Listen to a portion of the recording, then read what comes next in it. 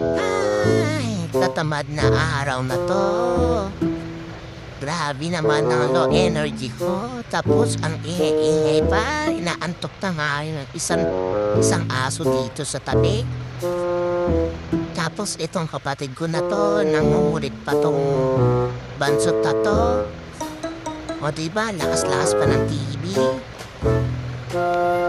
Ay, sarap pa matulog na itapat ako sa electric fan.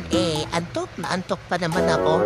Punta na lang ako sa kwarto. Ay, katamad talaga ang araw na 'to. Gusto ko mapag-isa pero eto, sumunod na naman 'to si bansot na kapatid ko. Ay, nako, buhay nga naman. Nakakatamad. O diba?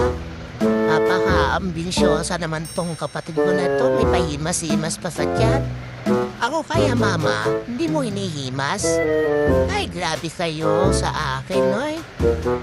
Gusto ko mapag-isa. Lumayas kayo dito sa kwarto ko. Gusto ko magpag-isa, mama. Tamad na tamad ako. Ay, STM dito pala pa. Dada ko. Kala ko ako lang mag-isa eh. Hey. O, diba? Oy, hindi sila mapag-bedbang. Si Dada hindi makapag-score. Kaya dito na lang muna ako sa labas matulog para makapag-score si Dada ako.